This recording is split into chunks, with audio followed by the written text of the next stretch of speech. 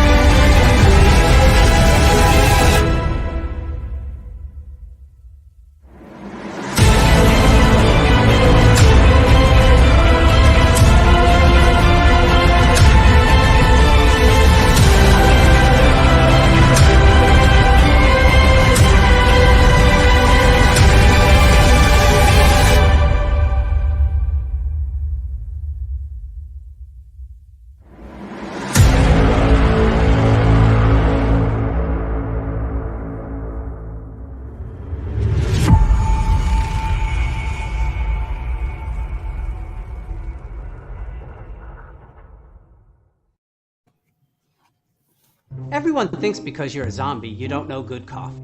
Well, they're wrong. There's only one brew that gets my seal of approval. Deadly Grounds coffee is my guilty pleasure. The aroma is so intoxicating. It brings all of my neighbors out of the woodwork. Deadly Grounds coffee. Coffee to die for and zombie approved. It's good to get a little deadly. Use the front door! Oh, they're so disgusting. Hit the wrong button there. Hey, happy Tuesday, everybody. You're watching Splash Pages, powered by the Dorkening Podcast Network. We have a killer show for you, but as always, Velvet Joker, how's it going, bud? It's going great. How's everyone doing out there tonight? We're going to have another great show. We're going to be talking about a local show that we've talked about here on the con before, Terrificon, which is at the Mohegan Sun the last weekend of July, and we have great guest with us, and but I'm gonna pass it over to Drew before we announce our special guest. Oh, are we on? Okay. Oh, we're on, Drew. Okay. Hey, everybody. Welcome back to us at Splash Pages. We've got a great show. Captain America White, Mitch Hallock's here. and a lot of craziness. Missed you guys. You let the cat out of the bag. What the heck? I know. So All much right. for that. Yeah. Sorry. Joining us today, the most awesome, honorable Mitch Hallock. How's it going, sir? No, it's Captain America, for God's sakes, man. Steve Rogers. It's Steve Rogers. We have Steve Rogers in the house. I don't have the right cap hat. It's because it's got the lame one with the ear thing, so my glasses aren't fitting right. So this never happens to Chris Evans. I'm telling you. I could go like revolting that. development. It's a revolting development. Hold on a second. Just roll them up. There we go. There you go. There you go. Well, they already know who it is, though, because Drew ruined it. They know it's not. Sorry. Please let me go to the con. You kiss that goodbye now. You'll have to go somewhere else. It's all over now. I gotta go to New York now. Look, it's me. There he is. Wow. But yeah. We got a great story in honor of Mitch because he loves Captain America. I mean Thor, because he loves Thor. Thunder. Yes. Oh, is Walt Simonson coming this year? No, he's on vacation with Louise this week. This year. The nerve. I know, right? It's the problem with these people. That COVID, they all want to go out and have a vacation now. I'm like, hey, what about us? He's like, nah, next time. So it was it is. Hold on, I gotta put my power. There you go. I don't want to run out of power in the middle of the show. Speaking of that, I'm pretty sure you're closing in on about 100 guests there, Mr. Hallock. Oh, past that. Trust me, I've seen the hotel bill. It's a lot of people. My wife Sharon, she says, "You got enough people?" I go, "No, there's always more. There's always more," and there is. And honestly, the only thing stopping me is I've run out of space. You know, space is supposed to be unlimited, the final frontier. Not when it comes to a convention. There's only so many booths, so many tables, because you don't want to pack them in like sardines. You want people to actually have a chance to move around and talk and socialize, and you don't want to be a jerk. And trust me, I'm not that money hungry where I'm like, oh, every freaking corner has to have a booth sold. I need the money. Whatever. Yes. If I start to become that way, Rich has permission to put a stake through my heart like a greedy vampire. Yeah, he would. He would. I thought we were just going to drop you in ice till we find a cure. Wake up 50 years later and you'll still want to play on the con. Captain America style. Mm-hmm. Mm-hmm. You know what's up? Okay. I'm already working on next year's show. That's actually becoming the craziness. Actually getting a break in between these shows. So. Well, and so you're doing Terrificon, you're doing CT GamerCon, yeah. And you got a third one in there, right? We go back and forth. I don't know. It gets tiresome. Love that. Cons will get tiresome. The planning gets tiresome. To be perfectly frank, that's the boring part. I love the creative stuff. I love doing this stuff. I love promoting it. I love going to conventions. I love doing all the ham. Because I'm a big performer like P.T. Barnum. I don't like all the details, the ordering the plane tickets, the booking the rides from the airport to the hotel. That's the stuff that's just like watching paint dry. But it has to get done. So, well, you have 2 kids that just graduated. You could bring them into the fold. Well, one is working in New York City, so he's got a full-time job, and the other one, just graduated last month, but he's already talking to jobs down in Washington D.C. Mm-hmm. So, there goes that. There goes the plan to have your own workforce. Doesn't work.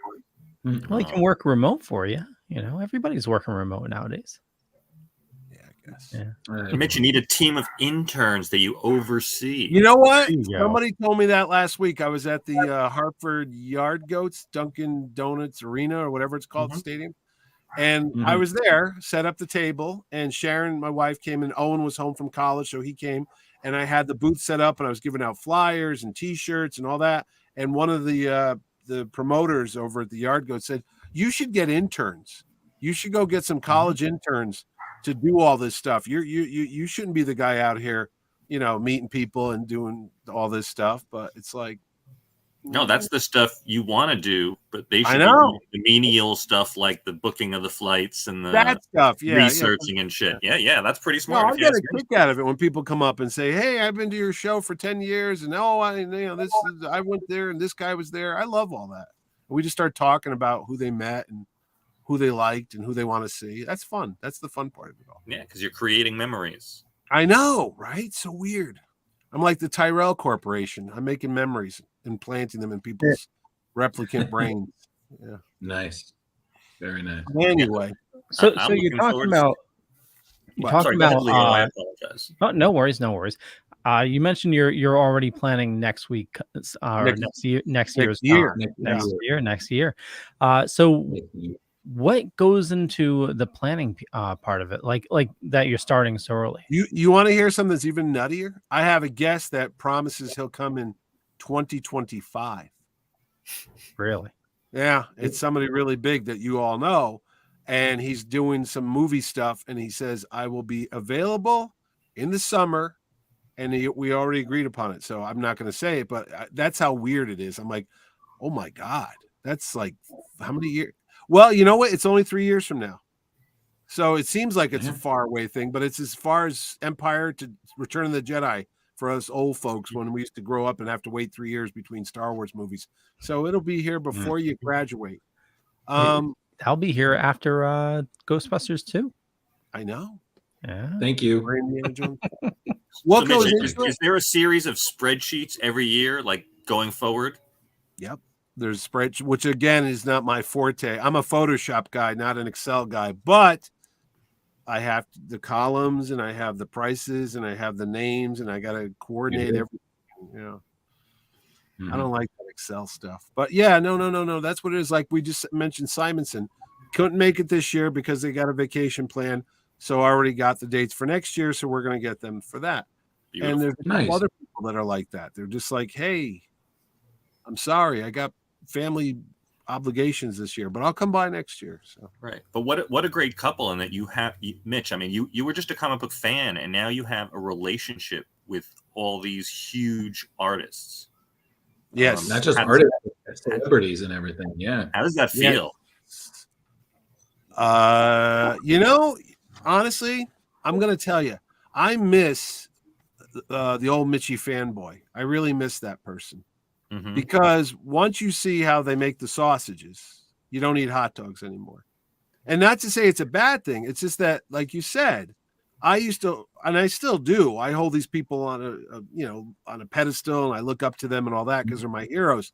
But it is something awkward when you suddenly on a first name basis and you sit down and you have dinner with these people and you go to their houses, some of them, and they see you casually and they email you and they ask how your family's doing and stuff.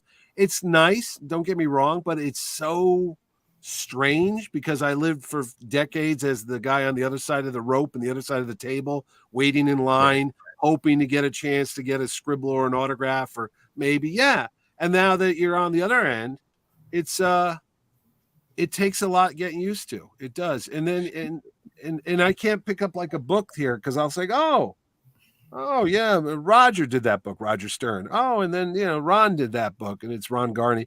It's because you're all like, it's like if I talk to you, I'm like, oh, it's Rich, it's Leo. It's we know each other. But Drew, I kind of avoid because of the restraining order. But hey, it's fine. We're getting there, buddy. No, it's really weird. And then what the other thing that is true, it's like I love just talking like what we're going to do tonight about the comics. I miss all that. I miss just going to stores and little comic cons like Cliff's Con and just bullshit with folks about comic books and artists and writers because you can't say certain things. I mean, I can't, this guy, he said this guy sucks. And then they'd be like, he can't be a guest at your show. So there's a little weird like trade-off to doing all this stuff. You can't, you lose a little freedom when it comes to that, but yeah. And it's funny because I've had a conversation like that with people as well. And I think I always equated it to, it's like when you admire a magician doing a trick and then you want him to teach you how to do the trick. Kind of trick. So then, and and you can do it, but you lose that reverence, that awe of the magic. Yeah, exactly. It's still cool and it's still awesome. And then you kind of can do the same thing now to a certain degree, but you envy them because they still have that ignorance, that bliss. Yeah. So and there's certain people that I've had at my show who I've known now actually for like 30 years, actually. And they always, they talk about what they've done. Oh, it's just a job, and I hate hearing that because to me, it's not. I mean, to me, this is like something, this is more than just a, pen and ink on paper and some typewritten story. This is like, it means something. It has value and it has like memories and you learn something and, each book has its own little magic to it. But when you find out somebody's like, that was just a job, that's like, oh, really? Well, a doctor operates on somebody who saves their life. That's a big thing. To him, it's just once you start getting that jadedness, it's like, ooh. You just gotta stop. We had an interview not too long ago, Mitch, with Joe St. Pierre. Yeah, I know Joe. He's still such a cool fanboy, and I know he's going to be there this year. He's going to be at the show, yeah. He's still such a cool fanboy, and he still loves it and has passion for it. Yeah, no, Joe does. He's got his creator-owned, but is it called Vortex? I'm trying to think. He's got his own like Zodiacs or Zodiacs. Or Zodiacs. Yeah. So, and that's the other fun too. I've known these guys for so long now. I know all their side projects and their own creator-owned stuff, like Chris Campana. I know his stuff and some other folks there. So you see them working on, Marvel characters, which are cool, but that's not them. That's just a licensed product that they got hired to do. Then when you see them doing their own creator-owned stuff, it's kind of cool because that's more intimate and that's more like the real artist or writer that So that's been a fun part of the job, watching guys develop their own style and their own stories over the years. That's been a really, really, really fun thing. I've seen people that have come to the show since Trumbull. Since I found pictures of you and me, Rich, from the Trumbull show the other day. Both of us had better hair. It was darker. Logan was there. He was dressed. I think he was dressed as Hellboy with the Satan glove or whatever the hell that thing's called. Yep, I remember making that. And you were the Joker, obviously. Yeah. And man, oh man. And there's an interview with me saying, oh, we'll just keep doing this and maybe we'll do a 3-day show or a 2-day show and maybe we'll get some movie stars. Who knows where it's going to go? And then they go, wow, that was just 10 years ago. And it doesn't seem that long, but it seems light years from where we are now, Yeah, and now Mitch Logan's 19 now. And, I know. We were just talking, and he's about to do his health assessment for the Navy. He's all excited. Oh wow! See, yeah. It's he did like 6 months retail, 8 months restaurant work, and was like, nope, I need to focus on my life. Yeah. Well, that's why we love these comics and stuff because they keep us forever young. As I sit here with my Hulk toys and all that stuff here, I know deep down I'm 55. I know I'm a grown man and I shouldn't have an alien toy right here because, I'm a grown man. But I get a thrill whenever I see this stuff, whenever I go to the comic store every Wednesday. I get that tingle that never went away since I was a kid. Big question. My wife riffs on me about all the stuff I have. Does your wife do the same thing? Does she come into your dorkdom and say like, my wife says everything's staring at me, Oh yeah, sure. Her Peloton bike is right over there, about 10 feet from here, and she hates working out down here because she's trying to do her workout, her video, her yoga, and surrounding her are Indiana Jones and Han Solo and Captain America all glaring down at her as she sweats and stuff.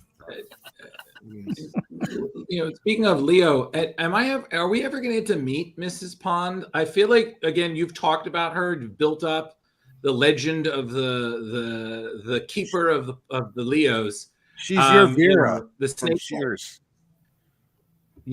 But like, is she can like it's the same thing like with Rich with Harley, Again, I'm at a bit of a loss because Rich, you've met Angie, my girlfriend, and this is now the first con where I actually will know Mitch and I can say him by now. See, I can say him by first name. I can be, thank you, Mr. Hallock. This is a wonderful con. No, you can still call Mr. Hallock. I didn't say you.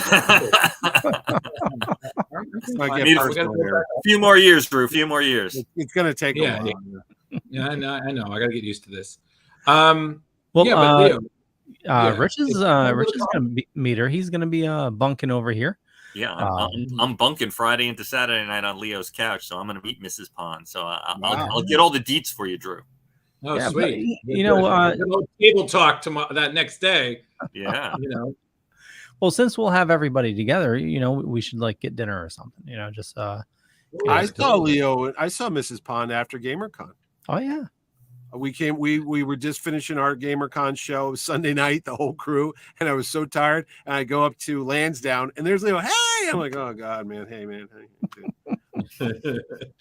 I got stalked last week at a Barnes and Noble. I haven't been to a Barnes and Noble for years. I mean, since like before the pandemic. And I'm like, oh, let me go check the Milford one out. I haven't been there in so long. And I was dropping off flyers at GameStops and all that stuff. So I go in there. And I'm there, and I'm looking, of course, right at the comic book section, the graphic. Now I have all these books. I mean, why? Why? But there's something about just being there, and you see all these shelves, and you just want them all, but you don't need them all. And I'm there, and I see at the corner of my eye somebody looking at me, and I'm like, okay, what's going on? And then he goes, are you looking forward to Terrificon? And I go, yeah. I recognize you. I follow you on Facebook. I'm like, oh God, no. And then I had it's nice, but it's creepy and it's weird sometimes. But I had to do it. He wanted a selfie with me, which I get really awkward. And I'm like, why? And then, he says his mom was a big fan and they go every year. And Sharon kills me. My wife yells at me. She goes, that's your customer and you be nice to them. But Rich knows me. I'm a little like, what's going on? Who are you? Yeah, Mitch, I know it's hard to take, but you are like a local legend to the nerds. No. Not only that, everybody loves you, Rich. You're definitely a heart to our calling you that last month. Oh, Mitch, give me free tickets. Remember me? Oh, well, that I lose it because in high school we used to hang out. Yeah, I get. Oh, yeah, you get the people you haven't seen in 20 or 30 years. Yeah, we used to be at the PTA meeting together. Or suddenly cons are cool. So like, hey, I'm like, oh, I had one of the kids I remember distinctly in high school. We got in a fight because I was reading comics. He called me, dork, a loser, and all that stuff. And he wrote to me and said, "Oh, I saw your billboard on the highway. I told my kids I knew you from high school. Hey, they really like comics and Spider-Man. Any chance you can hook me up? Come on, it's for your old Notre Dame high school pal." And I'm like, are you effing kidding me? I was like, don't you remember you literally spit on me in sophomore year. And now he wants something for free. And I was like, delete. I can't forget certain things. So, that's the Italian in me. You're like, what did you say? Yeah. So anyway, that's a little crazy. Speaking about you talking to me, Dan Fogler, holy shit, man. He did a great job. Oh, my God. I'm so psyched he's here. Yeah. Mitch, did you see The Offer? I've been watching it. Yeah. I've met Dan back when he was in Fanboys. We went to the cast party. Oh, nice. It was in New York, and I know the director, Kyle Newman, and I hung out with Dan, and I said, you would be great as a young Sam Kinison. He goes, why? Because I'm fat? I go, well, maybe. But you have that energy and that look. You could play Sam Kinison, the comedian. And then I go to read IMDb when I was doing his bio for the show announcement. He bought the rights to the Sam Kinison story. And I go, hey, that was me. I told you that at the Empire Hotel. But no, he's fantastic. He's always been somebody to watch because he's done Balls of Fury, which my kids loved. He was in the Walking Dead, which I used to watch. I don't watch the Harry Potter stuff, but I know he's big in those Fantastic Beasts movies. And now The Offer, which is like a whole other world where he's playing Francis Ford Coppola, which is just crazy, And don't forget, he was Uncle Marvin on the Goldbergs. He's on the Goldbergs as well. Yeah. He just shows up everywhere, No, like Leo had us put down a list of people who was like, oh, okay, like have the list of people you might want to try for interviews. We'll see what we can do. Yeah. And high on my list was like Dan. And then I was like, what do I talk to him about? Because my brain is like Fanboys is one of them. Because it's funny. I got the email from his guy. Message says Dan Fogler wants to do Terrificon. That was the subject line. I'm like, what? And I know who he is. And I clicked on it and I read. I go, oh yeah, I know Dan. Come on, no problem. And that was it. And also, I love that I just want to say, like, you got Tony Harris to come. I mean, I'm a huge Starman fan, and I got him and James in 2016 or a Starman panel that they did, and I had like a group of my friends dress up. We all went as Starman characters. It was awesome. I got his anchor too, Wade Van Grabager. Yeah. Yeah, that's it. He'll be there too, so that's kind of cool. Oh, I know. Yeah, and he hasn't done cons in a while, so he even admitted that on his Twitter. He's like, I haven't done for a while, so I'm back, and I'm just like, great. Where's my star? It's my friend Steve Barker, the cop who collects comics and artwork and all that. I just asked Steve, I go, who don't you have a sketch from yet? Who do you want? And he gives me his Christmas list every year. Like, I want this, and this. And then I try getting as many as I can. And then he gets mad at me. You didn't get this guy yet. Why didn't you? What are you waiting on? I'm like, okay, I'm trying. So you could thank Steve Barker for the guest list, because he's the one that tells me. J. Scott Campbell is on my list. That's my personal one. But oh, that'd be great. So thank you, Santa Mitch. Yeah, right. That's what it's like. Yeah. Yep. That's what it's like. Mitch, out of curiosity, has anybody heard from Mrs. Perez since the passing of George? I know I could talk to Spencer Beck, who, his best friend, was his agent for like 40 years. He'd probably know. But no. I talked to Neil Adams' wife. She comes on. I'll post her videos up on the Terrificon Facebook page. She's still out there doing shows, even though Neil's passed away. Okay. Are they not having the battleship this year? No. The giant Neil Adams booth will be no more. But I made it. What's sad? I made a nice. Well, I thought it was nice. I made a banner because I had photographs of me and Neil and me and George, and I put it up. And I'm like, hey, thanks for all the memories. We miss you. And I printed it and I got it. And then the next day, Tim Sale died. And I'm like, geez, and he was just here last year. I'm like, well, I got to go make it again. And then it's happening too much lately. These creators, these artists and writers and folks that we know are passing away, and I don't like it. Stop it, Rich. Do something. Get on the phone. They're too. A lot of them are too close to our age, which is scary. Well, yeah. But no, these are the guys that my memories. Well, that's another reason that I chose I chose this one because when I found you were going to be the guest, I was like, okay, we got to do something Captain America, because Mitch is basically, at some point, if you show up in a con and you're like him when he was running S.H.I.E.L.D., but he's a slightly older man, I was like, there you go. I'm old Steve Rogers. Thanks. You're more Nick Fury, Mitch, from the Howling Commandos. Yeah, totally Nick Fury. It's funny. My middle name is, it's Anthony Stevens, so I'm named after Tony Stark and Steve Rogers. That's not true. I did date a girl named Peggy, and then I married a girl named Sharon, so that's odd too. That's weird too. But what's so weird? Spider-Man's my really favorite hero. Really? Same. I would have never known that. Everyone is just always latched onto the Captain America thing, and I just kind of went with it as I have a zillion Cap things here. But no, as a kid, I grew up loving Spider-Man. I mean, Spider-Man was my jam, and Captain America back in the 70s, honestly, even in the 80s, was kind of a dull, boring, one-dimensional character. He was just like goody two-shoes, Boy Scout.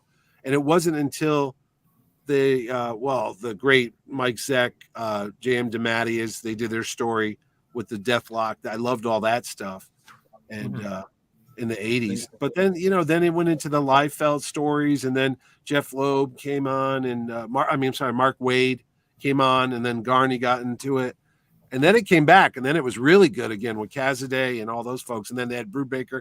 But the 70s Captain America, other than a couple Englehart books, was not really that great a read, really. And don't forget Mark Grunewald, his contribution. Mark Grunewald, yeah. Well, you know what? I got to be honest. Grunewald, who actually has been at the show, even though he's dead, which is another story. Parts of him have been at the show.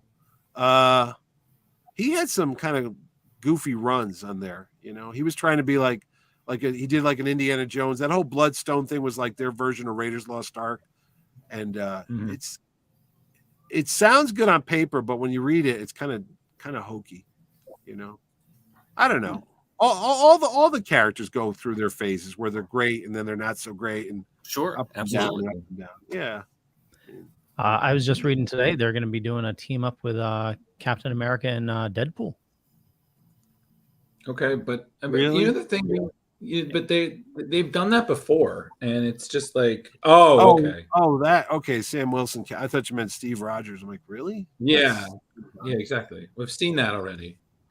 Yeah. All right. Well, they're doing it again. I'm too old for Deadpool. I'm not a big Deadpool guy. It's a generational thing, I think.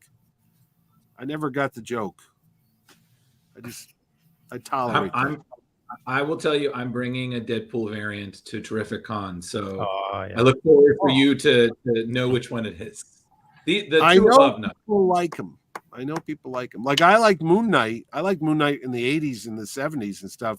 And then I didn't really like the newer Moon Knight stuff. But, Yeah, so, some of the Deadpool cosplayers though can be a bit loony. There was one year that he was driving like one of those little kid cars throughout the con. Really? Yeah. He's no Joker. He's no CT Joker. Let me tell you. I get to definitely. Is it Garney or Garvey that hates me for? No, it's Bagley. Oh, it's Bagley. Mark Bagley. He's going to be at the con, so if you do the laugh, he's just going to grimace. No, I in person. He literally cringed. I was sitting next to him at New York Comic Con, and you were down in Artist Alley, and you were doing your high pitched hyena laugh, and I watched his hand tighten around his pen as he was drawing. He goes, "I'm gonna kill that guy." I go, "I know that." And somebody goes, "Mitch knows that guy." I go, and he turned around and goes, "Do you really?" I go, he's like, "What is this?" And that's so awesome that these artists hate me. It feels incredible. It's very powerful. Yeah. Well, is that something you want to be proud of? I don't know. Just that they knew that I existed, Mitch, as a nerd. Just knowing that for whatever it was for, just that they knew I existed is pretty powerful to me. It was something else. And then he comes to my show, and then what do? You got to go tap the glass. Did I? Yeah, you were like, where's Bagley? I want to go meet Bagley. I'm like, no, don't do it. Don't do it. Keep the X-Acto knife. Keep the sharp pen away from him. Get him away. No. Hey. That's so funny. No magic tricks. You're not the Joker anymore much. And you know, once in a while. Well, once in a while. Yeah, Friday, it's going to be a little dressed down. Saturday, I'll somewhat, It's hard on the vocal cords. It is. I can't do it the way I used to do it. I'll be honest. As I get older, I'll be drinking honey tea the whole week before. Really? Wow. Yeah. Just to try to get it halfway to what it was. Like an opera singer. That's amazing. Yeah, absolutely. Rich, I back you up on that. I did it for one con, and I think I almost permanently damaged my vocal cords. I believe it. After every con, 2 or 3 days, really hoarse voice or non-existent. Oh, well, every year I lost my voice at these shows. You could always tell it's Sunday because I'm a whisper. Because I'm yelling on Thursday and Friday. Saturday, I'm starting to lose it. And then Sunday morning, it's like razor blades in the throat. And I'm like, hi, how are you? Thank you. Mitch, no after show this year? No, there hasn't been an after show since 2018. I think, or 2018. I'll tell you why. I'll tell you why. We did the after. I like the after shows. They were great. I used to do the big thing at the Cabaret Theater. We had the music, the comedy club. We had the singing and all that. And then we did the Kevin Smith stuff. And then we used to have the parties on the rooftop. Yep. What I would get. I was at one of those. Those were great. The actors would show up, and then we'd have bands, and we had music and all that. But it was great.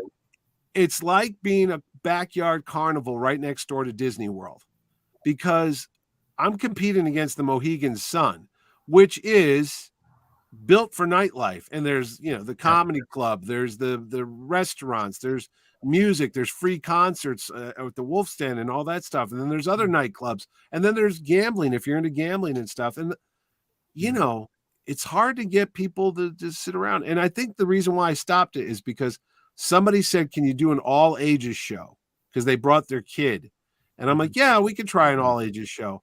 As nice as that idea is, there's something about an all ages show. People just didn't respond to it like I thought they would. They were like, oh, well, if there's going to be kids, I'm like, well, what are you going to do here? I mean, it's not like Hero-gasm. What's going to happen here? And it wasn't a big turnout. We had karaoke, which was fun. We had live music, and I thought it was fun, but it wasn't a good response. And then I was like, maybe I give up. There's a great place if you want to go after the show, because we always hang out there, called Game On. It's right outside the expo. You go down the escalator. It's like a what's that kids arcade? Yeah, Dave and Buster's. Dave and Buster's, yeah. It's kind of like Dave and Buster's. There's a bowling alley in there. There's video games. There's pinball machines. There's all kind of stuff. And there's a full bar and a full restaurant. And you'll go down there and there'll be guys in their stormtrooper outfits and people in costumes. So that's pretty much the unofficial after party for Terrificon. So you'll find us there on Friday and Saturday night. So just curious, because I actually used to do their newsletter. Did the Mohegan Sun ever do like some promotion for you for that for the after party event? Like because they have like an actual like nightlife newsletter that they put out. I don't think so. Like I said, I'm always so close to the chest. I do most of it myself. Yeah. I don't know if they ever promoted us to go to the party. Maybe that's why there wasn't a big turnout. Maybe if it was like, come to the costume. You know what another misconception is, and this happens on Chaz and AJ all the time, the radio show that I go on. Everyone, if you're not familiar with comic conventions or anime shows or any of this stuff, there's a preconceived notion that people think you have to dress up in costume to come to the convention. You know, it's not a Halloween party. I don't understand that. People are like, oh, can I go if I don't wear a mask or a costume? It's like, well, yeah. Yes. I'd even say maybe 10% or less are actually in costume at these conventions, at my show anyway. I don't think maybe it's 20%, but yeah, it's certainly not 25. the majority. Yeah, but it's not the majority of people. I mean, you know. Well, you get the misconceptions because like shows like the Big Bang Theory and everything. Yeah, you're right. Yeah, they get that stereotypical, oh, well, everybody must be nerds and look like Sheldon Cooper and dress like, Star Trek characters. That's not the case at all. Bazinga. Bazinga, yeah.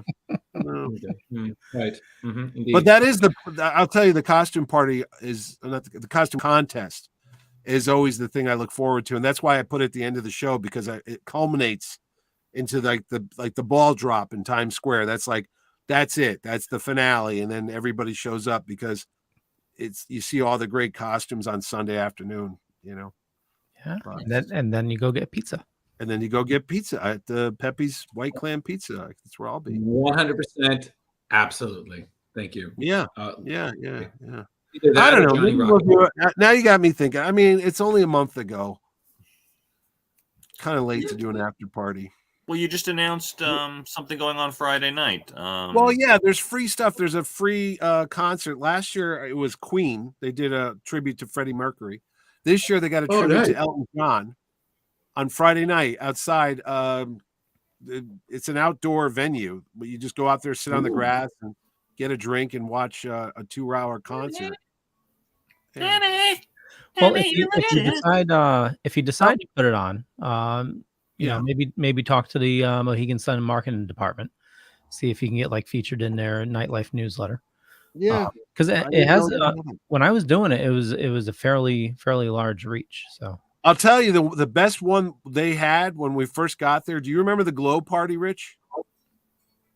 It was they had it at the first year we were there. They had an after party on Friday nights. Okay, and they had the swimming pool, and they would take glow sticks, and they threw all the glow sticks in there. So when you walked in, the entire room was full of this giant undulating, glowy, blobby water, gelatinous cube. And then there was outdoor. They had the cabana things. They had fire pits. They had music. They had a DJ. That was great. And then they stopped doing those after parties on Friday night out there because I think it got too loud. And then they had fireworks. Remember that? There used to be fireworks on Friday night. Yeah. And we used to see those. So, God, damn, I went to the wrong parties. Yeah, there's a lot going on there. Yeah, and you're running around till like 3 a.m. And then my wife comes in and tackles me because I'm at the ice cream shop with Ross Marquand eating ice cream sundaes and fries at Johnny Rockets at 4 a.m. And then I have to go back to work. Johnny Rockets, there's like a Ben and Jerry's like right next to it. Yeah, I know. Well, Leo, don't take away from him. No, and then there's what's the other place? Fantasia. That's open all night long because Ming Chen took me to that one. I forgot about that one. What? That's a nightclub? No, it's a restaurant. PHA Fantasia. Okay. Is how you spell it. It's over there. It's got Asian food and such. So we hang out there till like 5 a.m. I wonder why I lose my voice now that I think about it. But you know. There used to be an amazing Mexican place. Del Soro? Yeah, Del Soro. Yeah, or Del Toro. Still there. Really? Yeah, right next to the convention center when you walk out. Oh, did they move it? Yeah. I used to like Margaritaville. My friend Dan used to like going there. Margaritaville was awesome. Salt and pepper thing. Whatever. Yeah, you had the cars on the ceiling or something like that. Yeah, no, they had the big volcano. Remember what erupted? Yeah. Mitch, do they still have the Bobby Flay Burger place? Yeah, Bobby's Burgers is still Oh, there. There's that's a new great. place called Tao, which is really hard to get into, but that's there. My favorite place, besides Pepe's Pizza, is Hash House A Go-Go, which is just, I mean, the food is insane. How big? Giant pancakes and stuff. Giant pancakes and chicken and waffles and all that stuff. Yeah. And then there's Krispy Kreme donuts that all my my cop friends line up for. So yeah, there's like 4 locations in there. Yeah, there's the place where they actually cook them on the conveyor belt. And I always said I'm going to jump on the conveyor belt and get iced. And it's have the frosting drip all over me. I've been slimed. I've been frosted. I've been frosted, please. Yeah, maybe I'll just go nuts and swim in the fountain. You know, go. the waterfall. I'll just take my clothes off and it's about that deep. So I'm not going to get that. The chances of me drowning are very, very slim. You know. Well, you got that infinity pool also up on the near the hotel. Oh, yeah. Yeah. Well, you know how they climb down the building every year, like for Christmas time? Oh, yeah. I'll do a Batman and Robin. I'll just start scaling the side at night in my costume. Right. And Mitch, has everyone been announced now at this point?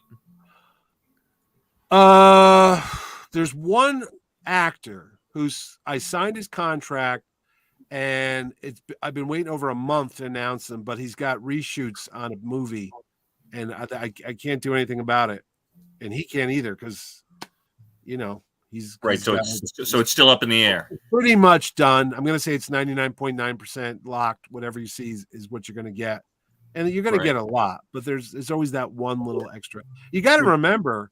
Did we lose Reacher? That was weeks ago. He's late on the Fast and Furious 10 movie that's behind production. They had to get a new director. Oh my God. Yeah, they shut down. They had to restart the whole movie. He was supposed to be here because once they announced him in May, the first thing I did was ask his guy, is everything all right? They said, oh, he's going to be wrapped by the end of June. And then I read, new director. 2 weeks into production, they shut it down and got a new director. I'm like, wait, what? And everything like a domino effect got pushed back. And then I got the letter, due to delays in production, he'll be there till the end of July filming. So forget that. Yeah. All right. But yeah, no, next year. That's the thing. It's like, well, I can't do it this year. I'll come back next year. So okay. What are you going to do? Yeah, people got to understand, if you're a movie actor or a TV actor, your job isn't like 9 to 5, a steady paycheck. You're not going to be working every day of the year. You're going to work when the phone rings. And if the phone rings and it's like, hey, we got an offer for $2 million, or you can go to Terrificon and meet people, which is all nice and all, but you're not $2 million. Right. You know, you got a family to feed. You got to figure out what's going to happen. So nice. That's the sad reality of show business. You go. Mitch, are we going to have a Shazam little thing going on? Because you got both the Shazam actors from the 70s and you got Jerry Ordway that did the Shazam series. Yes. That's a new trend I started because last year we had the Land of the Lost People because my wife Sharon wanted to see them, so I invited them. And I said, you know, the guy up the street, our state rep here, he loves Shazam. He's just a huge Shazam fan. He's always telling me how he used to watch the show with the Winnebago and Billy Batson. I go, you know, I can get those people for you. No, really? And so sure enough, I invited him. He's like, oh my God, I'm going to wear the outfit. I'm like, you'll never get reelected again if you show up wearing that outfit with lightning bolts. So that's awesome. Let's see. There you go. I know. I end up getting everybody's whatever they want. I book the guests. They're not. What if Uncle Mitchie ran the show? You know who would be there? Mm-mm. I do run the show, but if I was selfish and only got who I liked, you'd get the cast of MASH, you'd get Hawkeye, you'd get Radar, you'd have to get Harrison Ford, you'd get Loretta Swit. You'd get Loretta Swit, you'd get Gary Berghoff. Actually, we're working to get Loretta Swit on our show. Get out, really? She's right in New York. You get Jamie Farr. Actually, Loretta Swit and who's the Catwoman I told you we were working on? Julie Newmar or Julie Newmar. Both of them are working on books right now. So really? Yeah, once they're done, they said they'll be looking to promote those. Yep, I would get the man from Atlantis. I'd get Patrick Duffy. I'd get all these people I grew up with. I'm like, the heck with you. I want to meet these people. So that's it. And people from shows you never heard of that I'd watch. We probably want to see some of that. Yeah. I want Airwolf. Yeah. I want a full-size Airwolf. Yeah, but they're all gone. Jan Michael Vincent, Ernie Borgnine, they're all gone. Maybe Caitlin's still alive if she's still out there. So, yes. Get a full-size Airwolf brought into the right. casino. That was a Bell helicopter. I should call the Sikorsky people. Yeah. Though I don't think Mohegan wants me bringing helicopters ever since the Batcopter. Yeah, that's a long story. But no. What happened with that? I don't know. It's a long story. It's a long story. It's a behind-the-scenes story. It may be when the book comes out. My con life. They did bring a full-size mech from Avatar. Who? Mohegan Sun. When? It's while I was working there. I had to be. It's not the big guy. What's his name? Tom DiPetrillo. It's not him, is it? It was the actual. They were promoting the Avatar. Really? Actual slot machine, and they brought the full size one. I remember that they had to actually see if they were going to bring it into one spot. It was so heavy that the floor wasn't structurally sound enough to have it. Yeah, I have pictures. I'll dig it out and send it to you. No, you joke about that, but I remember when we had the Bat Tumbler in Bridgeport, we had to check and see how much it weighed because of loading dock. And you don't even think about these things, but they're like, well, you can't just drive a truck through here. Yeah. You have to make sure the floor doesn't cave in. I'm like, wait, what? So, well, the casino, it's it goes pretty deep because it does. Yeah, I've been underneath it. I've been. A little known fact: there's a behind the house type of secret passages there that we get people from one side to the other. Mm-hmm. And Kevin Smith, he was in his hotel room, and I had to get him over to the Cabaret Theater. But you don't go walking through the casino floor because everybody will bother you. So we went underground where the big HVAC units are and all this stuff. And he goes, I feel like I'm going to get whacked. And I'm like, yeah, you're funny. And sure enough, when the elevator doors open, someone had made a tape outline right there in front of the door as a joke. And he just stopped and looked at me. And he goes, uh-oh. It's all right. You'll be fine. Oh, that's awesome. We've been having so much fun here talking about that. We didn't even see the book or any of the comic news or anything. Oh my God! I'll never make it to Terrificon. I sneezed. Hey, shut up! Don't say that. Bury me by the river. So, is there anything weird about that, Mitch? Are you going to be like what? Maybe buried in like sort of a figure sort of type contraption? Any kind of nerd things? Like dressed as Spider-Man? I don't think that the world wants to see my fat ass in spandex. I'm not like I used to be. I used to be thin, but now I'm not. I don't know. We'll see. I've always asked for, but no one's ever done. If you ever come to the Terrificon costume contest, dressed as Captain Terrificon, that guy right there, you win a prize. But no one's ever done it. It's so easy. It's basically the Shazam costume without the lightning bolt, except it's got a big sun for Mohegan Sun, and no one's ever won it. And you got to wear Ray-Bans. You got to wear Ray-Ban sunglasses to be Captain Terrificon. But no one's ever done it. So there, I throw the challenge out to anybody watching this right now. There you go. You want to win a super secret prize? Dress as Captain Terrificon. You're not going to do Lamo? My secret life? I actually have a picture of Lamo right over there. Little do you people know that Leo and I share a similar background. I, at the young age of 23, I was assistant to the art director who got fired at a company called USI. I was about to quit. It was my first job out of college. I was doing all the work. I couldn't stand it anymore. And I had my resignation, my 2 weeks notice to hand in. And I was about to do it. And the guy came back from lunch and he got fired by the owner, Peter Anderson. And they gave me the job. And I was just literally 23, 24. And I called up my school, my professor, and told him I'm an art director now. He goes, "You just graduated." He goes, "What bar are you at, Hallock? Are you drunk?" I'm like, "No." And at 24 years old, I became the art director for a business products company called USI for 5 years. And because I had no boss, I got to do whatever I wanted. So I did comic book covers. I did science fiction covers. These are stupid, boring laminator catalogs and overhead projectors and staple and binding machines, crap that no one wants. But I would just have a field day making up stories and stuff. And they all said, this is not, normal. But one of the characters that I portrayed was Lamo, the laminating clown. And I went up the street to Party City for $3 and I bought a fright wig and a red nose and some white makeup. And long before Rich was the CT Joker, I was the Lamo, the laminating clown. And I went in the bathroom and I put the makeup on. I put the collar on and we came out and we did the photo shoot. And we would give these pictures away at trade shows. Like Lamo, the laminating clown says, go ahead and laminate. You'll feel great. Firmer, stiffer, stronger, lasts longer, looks and feels great. That was the motto. It sounded like Viagra.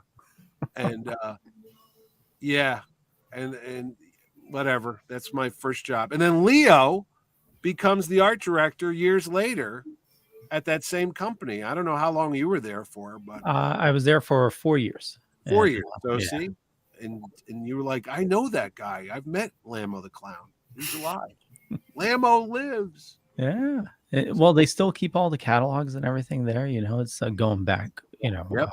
Yeah. Yep. That was my first job. So anyway, well, you learned a lot there.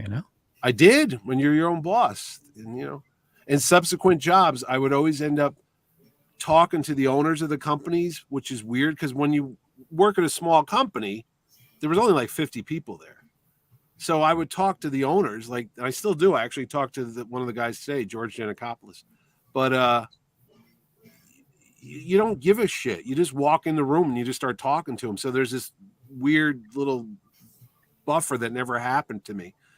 And I would go from there to other big companies, and I would always go in and talk to the owners of the company and didn't think twice about it. And people were like, "Oh, you can't talk to him. He's worth a couple $1 million." I'm like, yeah, so whatever. And, that's it. And they would always say, "Why are you here?" Which is embarrassing now.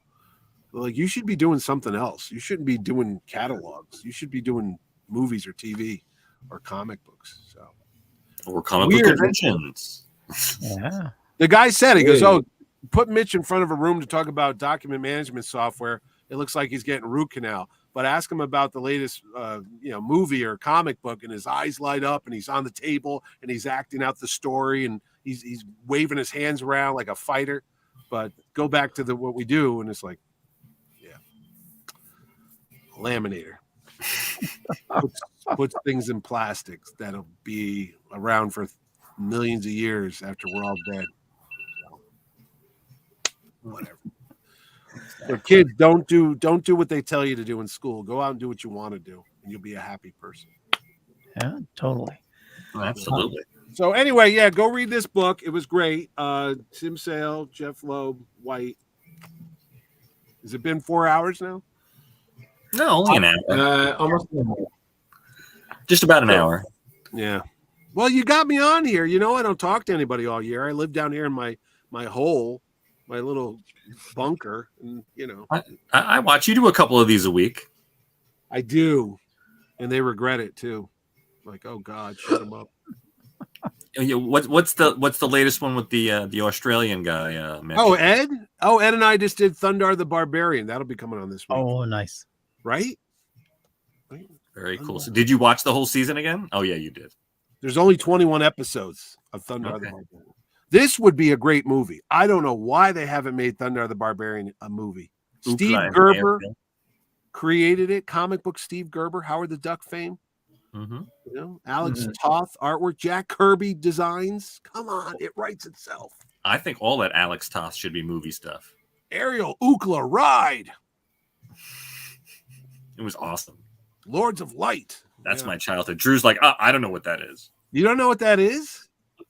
Drew, I didn't say I didn't know what it is. I'm just again, you guys, Mitch talks so much. I feel like I don't have to say anything. I just want to. You don't have to. You don't have to. I know. Didn't absorbing. Didn't Thundar air like side by side with Fantastic Four? Yes. Yeah. With Herbie the robot. Yep. Yeah. Herbie sucked. Come on, we all know that. All because they couldn't do the Human Torch. Yeah. So he was no Jarvis the Butler, that's for sure. I didn't like Jarvis as a kid. I always thought he was nothing. You know who was a good butler? Cadbury the Butler from Richie Rich. He was a good butler. They should have a battle of the butlers. I'd watch that. Butler battle. You know? Absolutely. Jarvis, Alfred, Cadbury, Drew. Well, you can't do Alfred anymore. Why? They killed him off. Alfred's dead? Alfred's dead. Whatever. Yeah. Bane snapped his neck in front of Damien. Oh yeah. I read that. Yeah. Matter of fact, I think this week's issue of Robin, he's actually trying to bring Alfred back. What, the Prometheus pit? He brought a vial of water from the Lazarus pit. Lazarus pit. Yeah. Prometheus pit. That is from Micronauts. The Prometheus pit? Yes. It's all Bill Mantlo, Mike. It's all blurring in here. You know, at a point, I think this the other day I was telling Trapper John when we were at lunch in the swamp. It's starting to lose touch with reality. Love it. Yeah. So is there anything else you're watching, Mitch? Like, did you watch Obi-Wan? You watching Miss Marvel? I watched all of it. I watched Obi-Wan. I watched what the hell was that show? The sex thing last night. Boys. Herogasm, The Boys. I watched The Boys. I watched Ms. Marvel, which I actually like better than all this other crap. And then I watched Star Trek: Strange New Worlds. I watched The Orville. You know. I can't understand. You guys can explain to me because you got a closer pulse, and Drew's younger than me. If you cut me in half, I'm probably your age. What is this nonsense when I see the internet and the internet gets stupid? And I don't know if it's real or it's all this nonsense where it's like Ms. Marvel, lowest rated Disney show ever. And they like go out of their way to like put down stuff. And I don't know if this is legit or what's the purpose of it all. Because I'm like, you get people there that are, why? What's going on? They're just too negative, I mean, I like The Rocketeer. That movie bombed. It made like $5, but I like The Rocketeer. What are you gonna do? Thank you. Amazing movie, Mitch. I think that there is a procession of fans that just want to hate shit, and they especially want to hate shit anything new, possibly with brown skin or LGBT related. That's where you're going to see a lot of those articles. So you just ignore those. I got no time for those assholes. I don't care. You just ignore that shit. Well, I mean, the problem is, a lot of them, there's like sites like 4chan and stuff like that where they just. What's it called? 4chan. What does that mean? 4chan. 4chan. I don't know what it means. I just know it's like a den of evil. But they review bomb things that they don't like. I mean, we watch the show. I'm on a show called Trek Watch every week. I didn't like Star Trek Discovery. I mean, parts of it I did, but overall I didn't like the show. I do love the new Strange New World. I love that show. But it's one of those things. It's like you cannot like. I like Star Wars, but I hate. Everybody knows The Last Jedi. There's certain you don't have to love everything. You don't have to be like a blind faith and devout leader and believe everything. But the criticisms are just nutty. I'm like, this is not really constructive. This is just like hate for hate's sake. Like, this all sucks. Everybody who likes this sucks. I'm like, wait, what is that? That's stupid. So yeah. whatever. Well, question for you on Well, I was just going to ask, sorry, real quick. How far did you get into Discovery? Did you watch the whole thing or I just? watched all 4 seasons. Yeah. Okay. Yeah. I mean, I liked it when it started, and then I don't know. Every week it seemed to be like, no matter what was going, they have a whole crew. You know what was great about old Star Trek is there's a crew of people.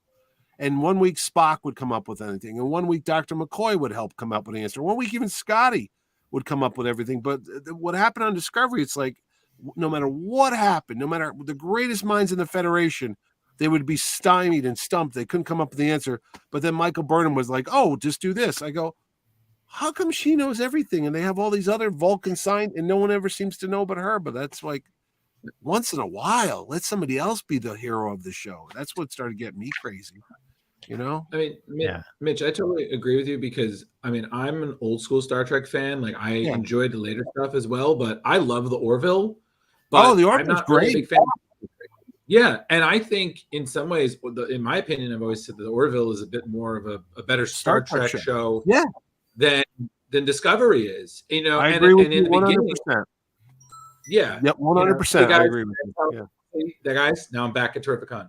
But all jokes aside, it's just, and at the beginning, the advertisement was weird because almost like, oh god, it's Family Guy in space, great. Yeah, but they didn't know what they were. They didn't know. It was confusing to watch. Yeah. It was, but then the show really got its groove going, and you just see that Seth MacFarlane has that great appreciation for the classic Star Trek. But it's about telling a story. He's got a great cast. It was that 2-part episode they had when they Isaac's people. Was it the Kazon? Not the Kazon. Is that it? Yeah, I think it's the Kazons because there's the Krill, which are like the Klingons. Krill are the white lizard reptile. Is it yeah. For some reason, I was thinking of the ones that were on Voyager. I'm like, weren't they called Kazon? But no, that was something else. The people with the big weird hair thing. Yeah, but the point being is, it's just, but that I've always felt, and just Mitch, there's some people who are just miserable and they just feel like they have to dump on everything. So if anything doesn't somehow reach these impossible monolith heights of their approval, it's just dump. It's just everything's a dumpster fire, and we all should be miserable and hate everything as much. The internet's like a bar without drinks. You know what I mean? There's just a lot of angry people looking to fight just because they got nothing better to do. It's like, and I've told people, and Rich, actually, of all people, Rich, who most people think is kind of like crazy, but he's the most, the logic of King Solomon sometimes. I remember years ago, you went off the internet and the social webs for like a week or a month, and then I was with you at your bagel place, and you go, you don't even miss it after a while, you know? It's like, you don't, and I've said this before, you need food, obviously, you need water, you need sleep, you need shelter from the storms and the bad thing. You don't need social media, you don't need the internet. It's all fun that we're all doing this now, but at the end of the day, you really don't need to know everything that everyone's doing 24/7. It's okay to be by yourself, but for some reason people get sucked into this world and they get so upset if somebody doesn't hit the like button or give them a little heart. I'm like, it's not real, people, you know, just take it easy. They get so upset and yelling about things and whatever. Well, it also adds to it adds to depression as well, because people are showing like, you know, just this facade of their life, you know, just it's not real. Yeah, everyone's happy and smiling. It's almost like watching like a 70s sitcom, like the Brady Bunch. Like everyone's happy. Like that's not true. That's why you barely see me posting anymore, because it's not worth it. No. But anyway, it's neither here nor there. I just want you to go because I can't stand when I like something and if I say, oh, I really enjoyed this movie. What's wrong with you? And then they're like yelling at me because I like something. I'm like, what? I paid my money and I sat there for 2 hours and I had a good time. And I'm telling other people if they really enjoy that to go out and see it. You know? Or you have, you know, where you didn't like something that somehow everybody loved, and then they look at you like you're a monster. Like, I got to be honest. Yeah. I know. I watch something and I go, I didn't like something. What's wrong with you? I'm like, nothing. I just said I didn't care for it. Well, what do you like? I'm like, why are you attacking me? I just said I went to the movie and I didn't like it. Right. It's the same way. Like, I'm sorry. Like, with all due respect to everybody that worked on it and whatnot, I really didn't care too much for Captain Marvel. I honestly it wasn't one of my favorite of the MCU. It was fine. I watched worse. I'm with you. Yeah, it's kind of like. But when that was coming out, I saw people who I knew and respected. They're bashing people who didn't like it. They're like, "Oh, you're just, you don't appreciate female heroes and stuff." I was like, "Excuse me." I remember when this bit was Miss Marvel. Okay. I also remember her when she went through all these other costumes, all these other binary. things. Yeah, she was always exactly. Yeah. I remember when she was on the Avengers, when she was a part of the Guardians, all this stuff. So don't tell me I don't appreciate a strong female character. It's just, I just had an issue with this. I like the kind of boring. I like the people that tell me I don't understand Star Wars, and I was there on opening day in '77 with my mom when it opened here in Connecticut. I'm like, yeah, I don't know a thing about it. I've not spent millions of dollars of my money on Star Wars. I think what it really comes down to is just you have people who they're so convinced they're right that they can't acknowledge that they might not be, and then you come in and you've got the experience. Yeah, and unfortunately, I'd say a lot of people who like comics are still, some people have very low self-esteem. So this is their safety blanket. So us proving contrary is kind of like trying to pull it away. It's like the kid in Mr. Mom. He just want to get rid of his whoopee, and we got to be Michael Keaton. Be like, no, you got to let it go, man. Otherwise, you're gonna get addicted. You're gonna be cruising for electric blanket. It's a bad scene. Yeah. So no, it's just the older I get, the things I see, I'm just like, wow, really? Okay, whatever. It's all right. Don't be back to the book. People. Yeah.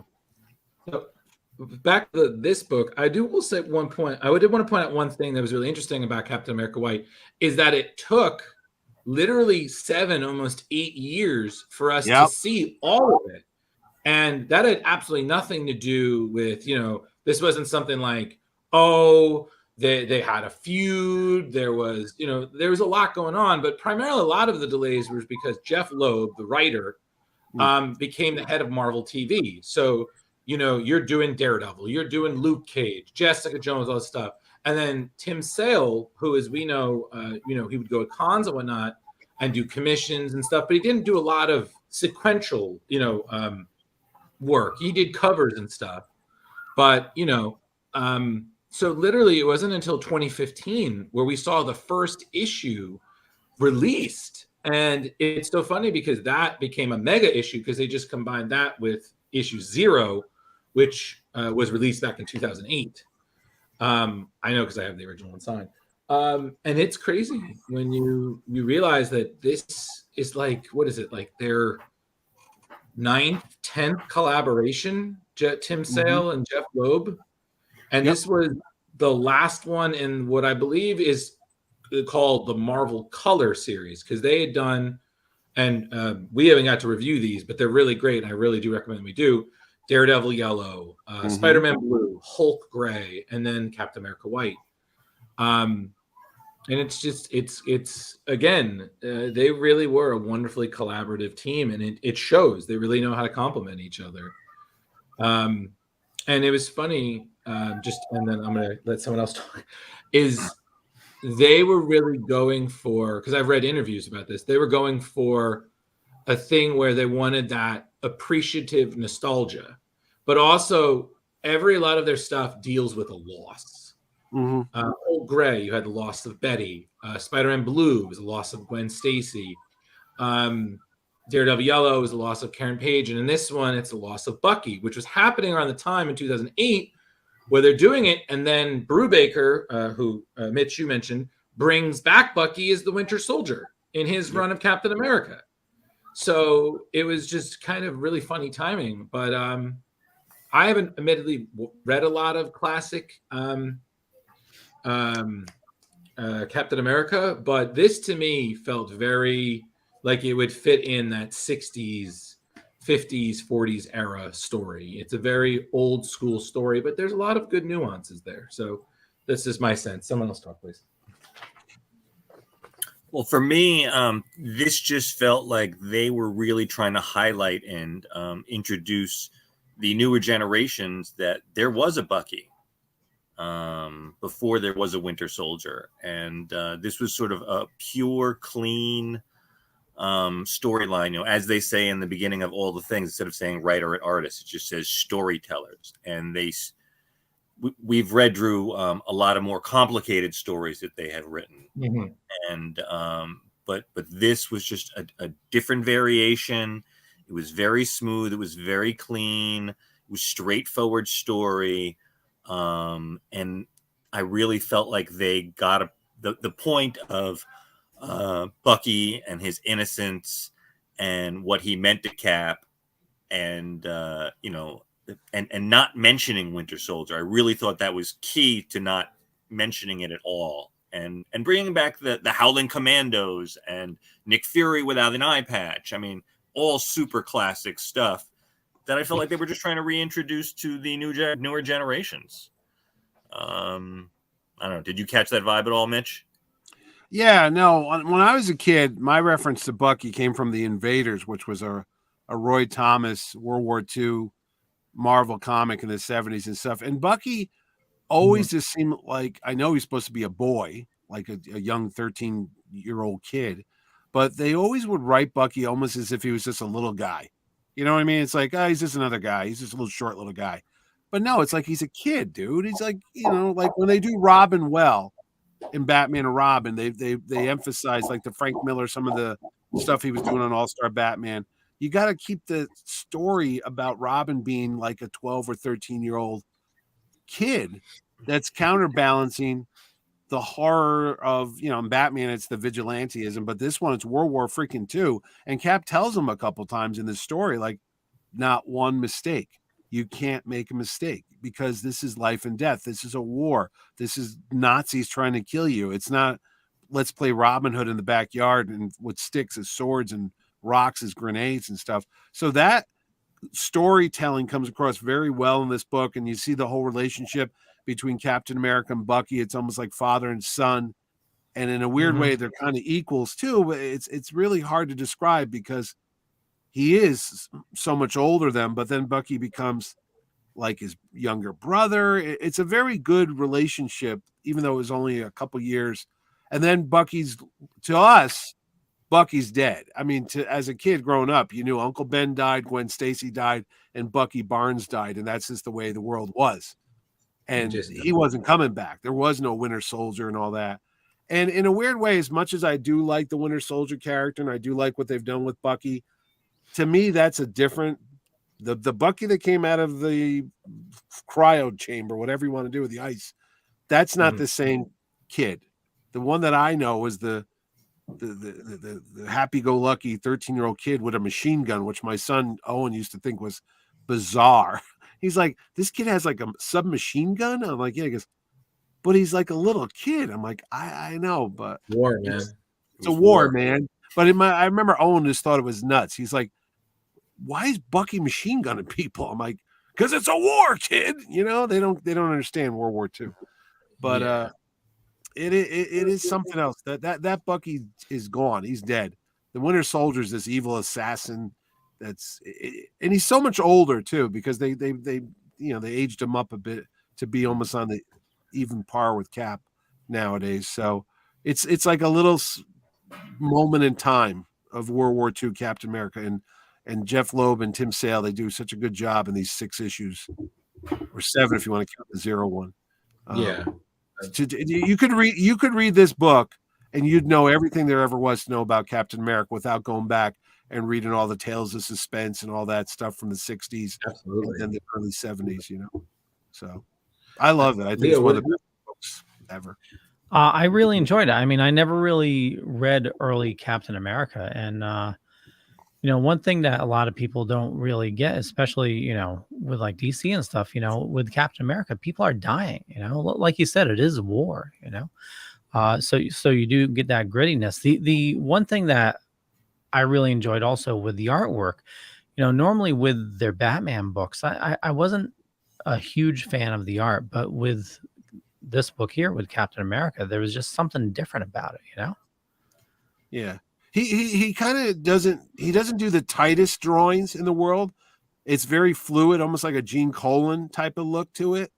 And because it's all like moving, there's constant movement in Tim Sale's work, but it does have its own unique style to it when you read these books. It's almost like watching a little movie, like a little storyboard type of thing, more than a lot of other comic book people. Maybe it's because it's not so, fine lines and inked and everything. It's all shadows, Some people might call that cheating. They go, oh, well, he's doing a lot of dark shadows to cover it up. He's not really doing a lot, but it's just like another element. Still art, It is art, but I've heard people like, well, Mike Mignola too. He uses a lot of black ink and to tell the story, and I'm like, yeah, but it's still a style of story. But it works, right? It works for them, I mean, Mignola. I mean, it's hard to imagine Hellboy without those dark, ominous shadows and whatnot. And the same thing with Tim Sale. I mean, if you've seen his work, whether it's Batman, whether it's Daredevil, Spider-Man, right, it works because of the way they do these stories. They're time capsules. Yeah, they are Spider-Man of a specific time and place where it feels canonical-ish, but it's almost like it's its own little bubble in time. And it's got that really nice, again, like you guys have said, it's got that nice balance of nostalgia. So people who are older who remember reading those books are like, oh yeah, this is I remember these guys. And then the newer fans, they can read it, and like Mitch, like you said, you can read it and you're like, who the hell is this? Who the hell is that? You get all of it. And maybe if there's one person like you don't understand who the Leaper is. Yeah, you're like, okay, you look that up. It's like, oh, it's Batroc. I'm like, okay, cool. It was Batroc's grandfather. Yeah, right. I'll tell you what, the colorist on this, Dave Stewart, he's just as important as Tim Sale is with this book, because honestly, 100%. The colors are amazing. Yeah, I mean, it's unfortunate. I mean, I got to see Tim Sale for like 10 minutes last year at Terrificon just to say thanks for coming to the show. But I would have loved to talk to him about this, to see how much, there is some, if you get the deluxe one, there's some storyboarding and there's some behind the scenes stuff, but how much input did he have on the coloring of this? How much did he go up to the guy and say, well, I want this breakdown. I want this to look like this, because this is really, really, really a big element of the storytelling in here, just the mood of the book, the color palette that they use, a lot of reds, a lot of grays, it gets that World War II feel to it, And it's so sad, because I was looking out over an interview that they had done back in 2015 when the first issue was going out, and they talked about making it, the delays, all these things. And two things point out. One, Tim said that some of the delay was due to that he went very focused on authenticity. It was about, he bought tons of books to make sure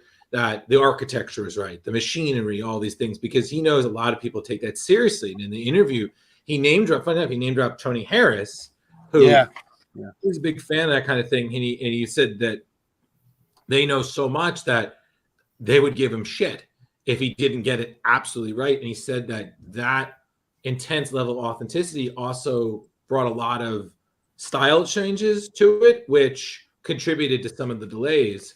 But the second thing, and I didn't know this, and I'm kind of sad because I think this would be really great, is that back in the day, they were talking about, they asked, hey, are you guys thinking of doing any more Marvel color books? And Jeff Loeb said that because they enjoyed working with Iron Man and Hulk Gray and stuff, that they had this idea for, it would have been called Iron Man Gold. Oh, that would have been great. Yeah, and it was about Tony's relationship with his dad.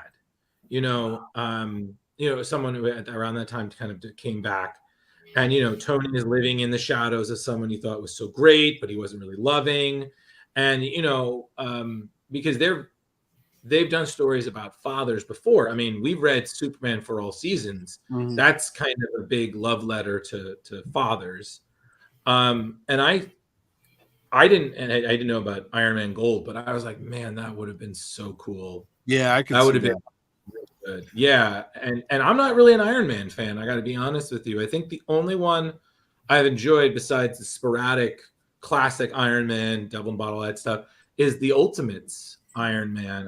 That was the only one I really was like, oh, I like him. So to see a story like that, I was like, wow, that would have been the Jeff Loeb, Tim Sale treatment. That would have not only looked gorgeous, but it would have been a great story.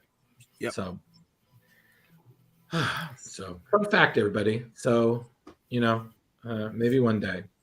You know, it's funny. When I talk to Ordway all the time, and he buys a lot of toys and stuff. And he was telling me when you do period pieces, now it's easy because you have the internet and there's God knows references all day long on Google Images. But he used to go buy World War II models and planes and cars and all that, because if you were doing a period book, you needed to have every angle of, like Superman's about to punch a Messerschmitt. What's that look like? So he'd get a little German airplane toy and he'd hold it up and turn it and draw and photograph it and stuff like that. So, a lot of the cars and things you would see in older comics, they would use references, just like toys. And you would see now and then that the guy doing the book had the wrong era or the wrong maker model of a tank or a plane. And, you would get so much crap from the real gung-ho historians out there, like, oh, what are you doing? That weapon wasn't invented in 1942. They didn't have that till 47. How dare you put that in there? So, well, I give him credit for going and doing all that work to go make it look authentic. Yeah, that's cool. Yeah, it is really cool. I know this is totally sad, but I just, when you mentioned toys, I was just thinking about, holy crap, Terrificon's coming up. I can add to my collection. There's going to be some vendors there that I can, I've been trying to find like a shuttle Tidarian from Star Wars, but they're wicked expensive. I can tell you where there's one right now upstairs in my bedroom closet, still sitting in the box that I bought. Really? But I don't know. Honestly, I started selling off some toys. My friend Steve, who I mentioned earlier, he was like, what are you doing with all that stuff? And you're like, well, and then I'm like, I sold my Jabba the Hutt sail barge last year at Terrificon. Oh, wow. I bought it when it came out because the thought of that, having that as a kid, like, oh my God, Jabba's sail barge. And then when you got the 4-foot box sitting down here, taking up 4 foot of volume space, and your wife's like, what in God's green earth are you doing with that? Well, one day the kids will have kids and they'll come over and they'll play with it, and I'll yell at them for breaking it because it's not mint anymore. And then you realize, what am I going to do with this? And I paid $500 for it and sold it for like, $1,600. So I got my money back. There you go. Did you Stop see stopping me from buying that Galactus figure that should have been here by now? I bought that big ass. Oh, no way. Galactus. Yeah. Oh, are we getting a new like Thanos type statue this year? No, Thanos isn't even coming this year because I was tired of looking at him, honestly. Okay. And Kyle, who works on it and makes those things, is so busy with movies. He's actually doing some movie work now that we talked. We had planned on him building a giant Venom with the big teeth and the mouth and the web and stuff. But we literally about a month ago, I just said pull the plug on it because it wasn't going to look good. He could have done it, but we all agreed that it wouldn't look as good as we wanted it to look. So that didn't happen. But Andy's coming this year, and Andy's going to build kind of like the Batman climbing wall that we talked about years ago, but now it's going to be Spider-Man focused for the Spider-Man 60th, and he's got another Spider-Man backdrop.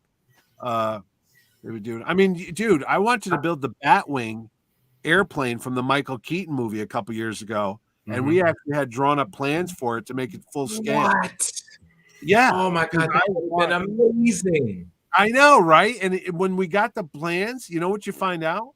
That it's like a stealth bomber. It's not very thick, that thing. The wings, it's like that big, and it's just long. And odds are, if it's not hung from a ceiling, it doesn't look like anything. It just looked like a big. You don't really get the whole Batwing effect thing unless it's up on the side, really. So right, you need it in front of a moon. Yeah, you need it in front of a moon and stuff. Yeah, I mean, if you knew some of the things that I plan on to build and try to do at the shows, I mean, I wanted to have, a drone. I wanted to get like a big, like a Captain Terrificon balloon and have it just fly back and forth over the expo floor during the show. But Mohegan, they kind of nixed the whole drone thing when there's thousands of people walking around. Like, if that falls and cuts out someone's eye, you're not going to be at Terrificon ever again. You'll be in jail. So yeah, and you can't even do it like a Zeppelin, because if that crashes, then we had a little Hindenburg there. Do you know in 2018 I tried getting a guy to get shot out of a cannon dressed in a Superman suit in the parking lot? Really? God's honest truth.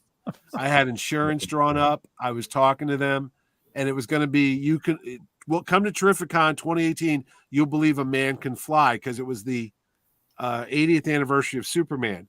And I had that giant card. We were trying to get the Guinness World Book of Records, and I wanted to shoot a guy out of a cannon in the parking lot to show somebody flying. You know what you can do? If you do reach out to Sikorsky and find like an Airwolf type, they do have the helipad.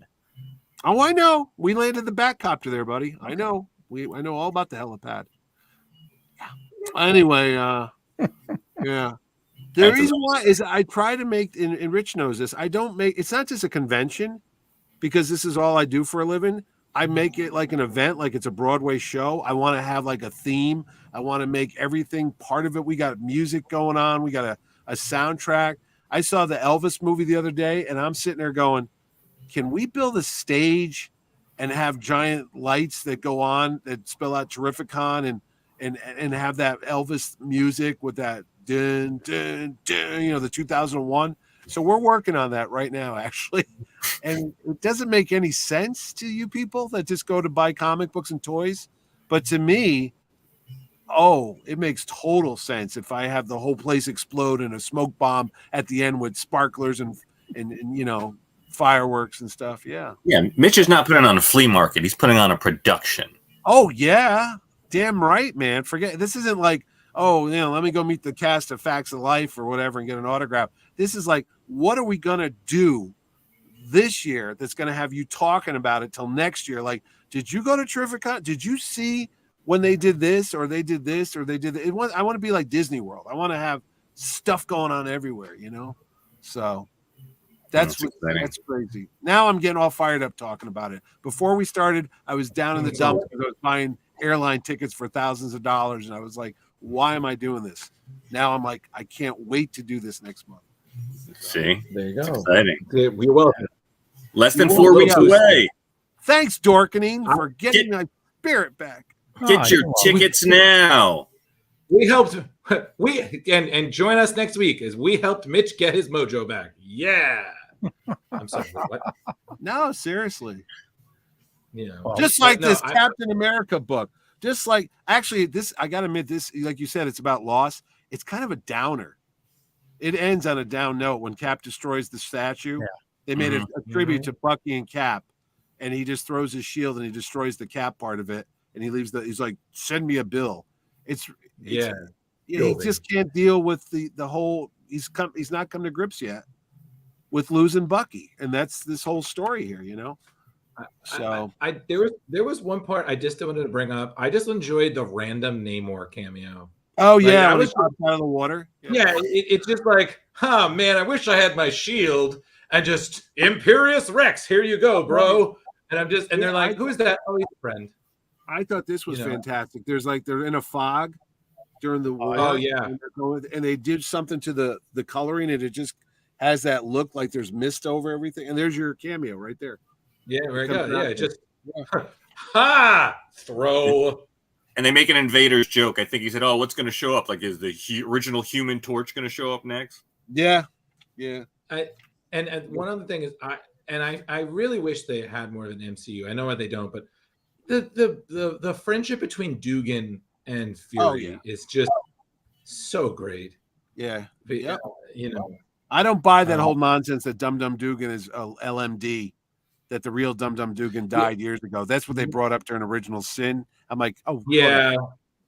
That was not Mitch, as you know, from comics, not every good idea, and every idea in comics is a good one.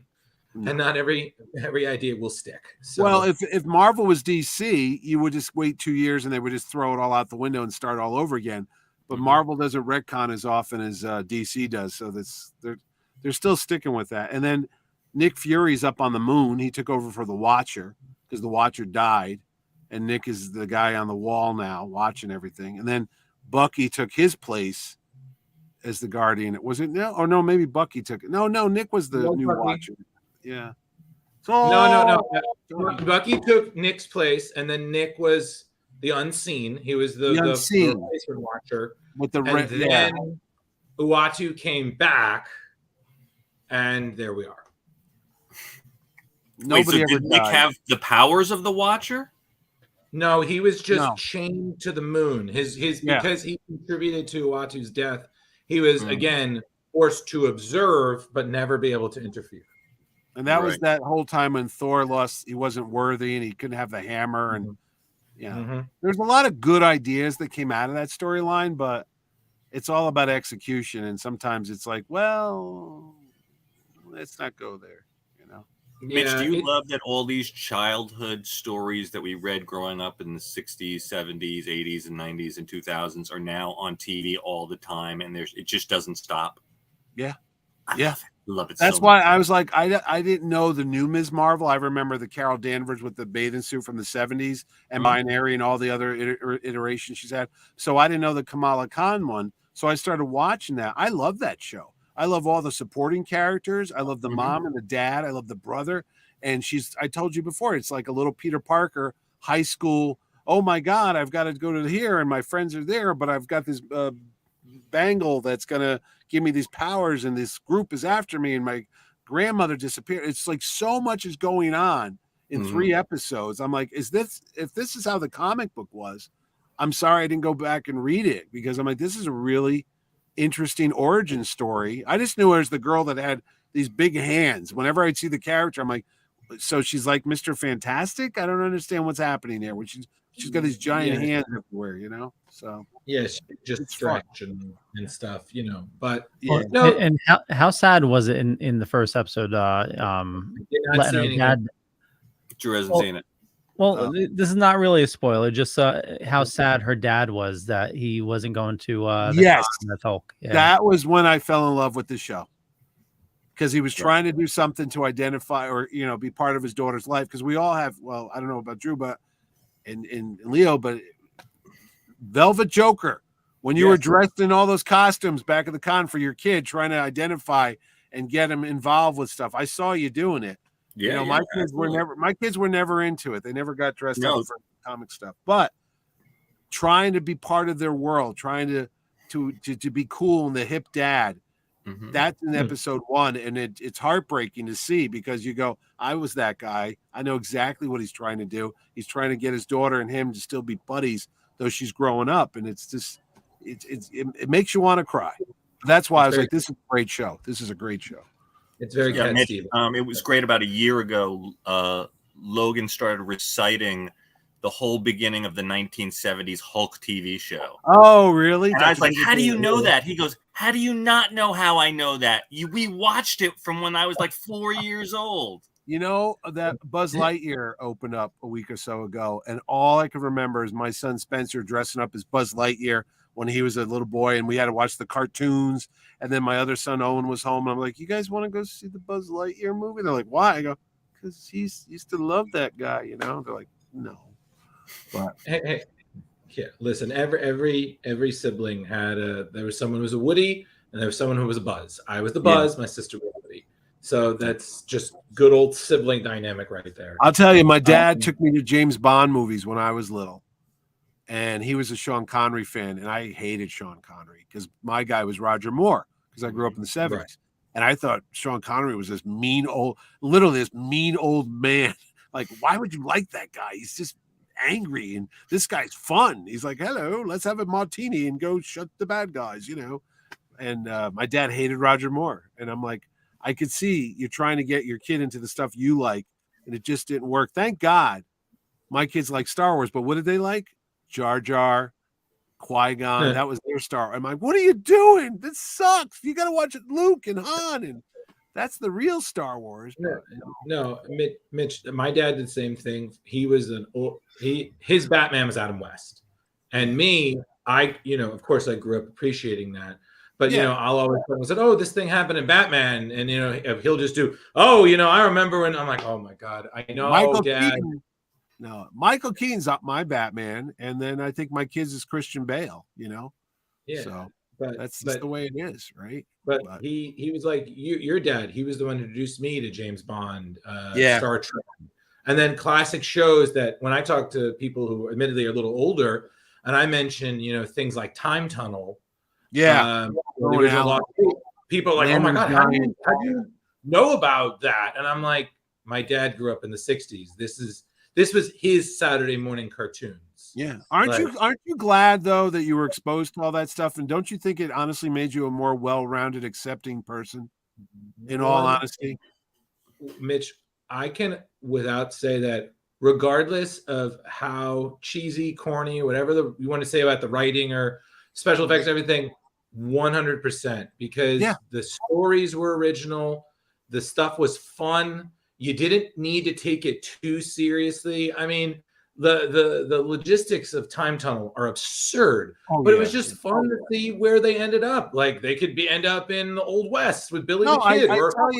I tell you, I grew up in New Haven, and it was just a diverse neighborhood. I went to a Catholic school, but there was the Jewish synagogue over there, there was the mosque over there was the Baptist church over there, and there's the Irish kid, the Italian kid, the Jewish kid, everyone just, and the only common element we had is we were all kind of poor, so we didn't have much, and comic books was kind of like the united thing that brought us together, because I would trade books with each other and we talk about which heroes we liked, whatever, but along the way you just learned all these great morality stories, and you just accepted everybody, and there was no like bigotry, and there was no like racism or any of that stuff. And it seems like so naive to think that was all from comic books and these shows like Star Trek and $6 Million Man and all that made us be goody two shoes. Not everybody did, but for the most majority of the people I still talk to that was a kid, we all still have the same values, and we're pretty decent, normal, good people.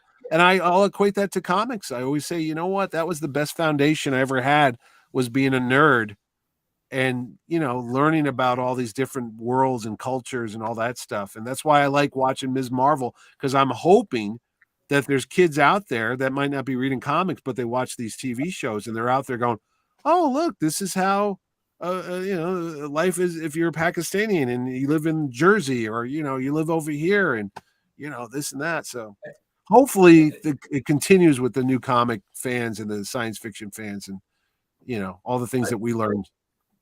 I feel like I'm off my soapbox there. No, you're doing good. I agree with you, and I just want to conclude also, because then I'll get off my metaphorical soapbox. Comics are kind of the same way as movies. No matter what your preferences are, everybody will have one that everybody loves. Yeah, and you can quote it and talk about it, and you can make quotes, and everybody will laugh, and you'll talk about your favorite moments. It's the same thing with a comic. Like, you may all not like a certain character, but everybody go like, what? But I did love, like, again, everybody can love a Spider-Man, but everybody can love a different Spider-Man. So when people are talking like, oh, this Spider-Man critical, I was like, but that's the beauty of a multiverse. There was literally a Spider-Man for everybody. Even the most miserable fuck in the world has a Spider-Man that's just for him. Boom. Done. There you go.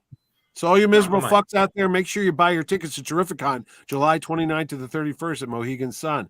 There's something for everybody. Kids, and boys, miserable fucks. Yeah. Come to the con. If you didn't like what you saw here, you can tell us off in person, and we can just say, well, that's your opinion, man. We're number one. Yeah, So. Yeah, number one. Well, going back to the Captain America story real quick, as this was the reason why we were here. Do you think, and I have a lot of friends that love Captain America too, and this is weird, like you mentioned the Batman. There's a version of Captain America that's in a lot of people's heads. And it's not always the same. I have some friends that think he's like this cool tough World War II badass. And then there's another one that think he's this very liberal Alan Alda type of guy in a flag, peace and love and all that. And then there's another one he's just a depressed old man that wishes things were back the way they were in the 30s and the 40s and stuff. So I kind of like them all, really. It's kind of like, well, there's a different Cap. He's changed over the decades and so, but this one here, I think this is the more of the World War II regretful, guy, PTSD type of soldier who's like lived through the war and he's still having problems with dealing with loss and stuff like that. It's not the happy-go-lucky, the Captain America. So, I mean, if you only want to read one Captain America, if you've never read a Captain America story, this one would be a pretty good character focus. Who Captain America is, in my opinion. So that I just wanted to throw that out there. I think this is a good standalone Cap book, and then you can go out and grab some of the other ones. But definitely, Mitch, it's interesting you mention that because if you're watching The Boys right now, they have a Jensen Ackles playing a Captain America type character. Yeah, and there's a part of me when I'm watching him, it feel like, oh, that's like a little bit more realistic of what Steve Rogers may have been feeling because he lived through sort of a little bit of a racist era and things at a slant. So I see where you're saying that there's all these different perceptions of how the actual Steve Rogers could be after years of being Captain America. So it really it adds to the dichotomy of the character. Yeah, when he was snorting I don't know what it was. It's not cocaine, but it was speed or something. He's like, we were hopped up on this stuff when we were on D-Day. That's the only way we won. And then you watch it, you go, what? You just kind of ruin the heroics of Saving Private Ryan with that one scene where he's starting blow. He's like, Seth and Evan Goldberg have just done a bang up job of that show. Yeah, I mean, it was something else. I just want to say something that having read the book, the comics and everything, and knowing how different the version is, while it's definitely Captain America, I'm watching it and I feel like I'm seeing more Winter Soldier from him than I am Captain America. Yeah. Sure. I see that. Especially with the trauma and the anger. I mean, don't get me wrong, Steve Rogers felt anger, but I'm definitely seeing a little less that, because especially like him chasing down his former crewmate. Yeah. I was just like, that's some Falcon Winter Soldier stuff there. But I will say this because I know we're running a little long. I enjoyed Herogasm, and again, I'm a big Boys fan. I can't wait to see Garth again, who, funny enough, I met at the same con years ago, dressed as Tommy Monaghan, one of his characters. He'll be at Terrificon on July 29th to the 31st. Yes, I can't wait to, because I know what the book does, and I know there are certain things they couldn't do. I felt that the show was a little restrained. I'm going to be honest with you. See, I haven't read the book at all, and I just bought the omnibus this week, the volume 1. And does it follow it closely at all, or is it just like is it like Walking Dead where it's like it starts off close to the book, but then they branch off and do their own deal? I mean, if I read the omnibus, would I recognize a lot of the story lines from the show? Okay, Mitch, the best way to say this, because Herogasm is really hard to describe, but I'll give you the summation. The heroes of the Boys world go away under pretending that they're under this pretext of dealing with some outer worldly threat to the earth, but really they go to a hotel where they just have an all-out, basically that part of Herogasm is right. It's just an all-out, right? It's an all-out orgy. Yeah, it's literally an entire hotel, and and it's on a distant island. It's like one of the best kept secrets. Some of what we saw in The Boys was pretty accurate to how, and some of it, there were still some things that they couldn't do, which in the grand context of The Boys was pretty fucking intense. Well, Drew, real quick, I'll just interrupt and I'll let you finish. I saw an article this week that said Amazon Prime did not have a standards and practices until they did The Boys. Yeah. So henceforth, why they probably couldn't do some of those things. And now continue.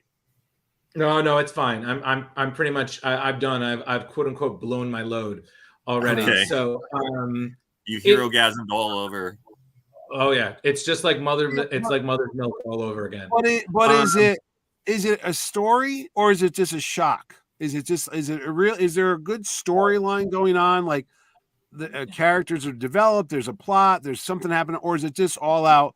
How much more gross stuff can we throw at you? And we're just really trying to shock you. That's why I'm like, I'm struggling with the show right now because it's like, look what we did this week, and we're gonna top it again. It's like, okay, but is there a story here? You know? Yes, there is a story there, and even with Herogasm and Mitch, there are some shock moments in there. I'm not gonna lie to you. Oh yeah, but there's Garth and whomever he was collaborating, there was always a story. There was always a focus, whether it was something specific to Butcher's plans, whether it was something that Homelander was cooking up, whether it was forces that weren't even them that were in that same battlefield. There's always a story, but just, of course, to the nth degree of insanity. So it's definitely worth reading. I will say that The Boys is still one of the best things I've watched all year. So I can't wait to see what the finale brings. I say they got 2 more seasons, and then we can just end it and consider it 5 majestic seasons of comic book greatness. Yeah, you don't want to become The Walking Dead where you just meander and you're like, dude, you should have wrapped this up 3 years ago. You know? Yeah. Absolutely. Or The Flash. In fact, when they even go, this is the final season, you go, I didn't even know you were still on. Oh, The Flash is like that too. Yeah. Love The Flash after the first 3 or 4 years, and then it started getting too much, and then the year-long storylines. If you weren't interested, you didn't want to continue on, and that's where they lose me or lost a lot of people, I think, because the storyline wasn't compelling enough to sit through 20 episodes, you know? Right. Well, so, you know, you're totally right with Walking Dead. You know, when they said final season, but now they're saying final season part 2. Yeah, part 3's in the fall, and then we got a spinoff that we're going to do. I'm like, multiple spinoffs. Yeah, I saw that. Yeah, it's insane. You know what? You know when it jumped the shark? When they killed Carl. Once they killed Carl, because the book wasn't even over yet. I don't think they wrapped up Walking Dead. But when they killed Carl, I was like, well, F this show, because he was the hope that there would be some brighter day. Eventually, there's some future, no matter what. You can get rid of Rick, but you can't get rid of Carl. Once you kill Carl, the show was done. I was like, there's no point to the show anymore. So anyway, that's just Leo. How many vibranium shields are we giving Captain America White? I'm going to give it 4.25. 4.25. Oh man. Okay. Yeah. Drew? I'm going to give it 4.4. It's not a perfect book, but it's a really great attestament to this team of collaborators. And I'm sad that there's not more, but in my mind, this is just one of the best. So like Mitch said, any Cap fan, even not a fan, this is worth the read. Even if you're like, oh, okay, cool, whatever. You still read it. You give it that props. So nice. And for myself, I feel like it deserves a little more than 4.25, but based on how I've judged in the past, not quite 4.5. So I'm going to go 4.33 for 4 1/3. How about you, Mitchell? I'm going to give it 4.75 because I hated waiting forever for this thing to wrap up. So much so, I couldn't even remember what the story was when the other issues came. I'm like, wait, did I read that one?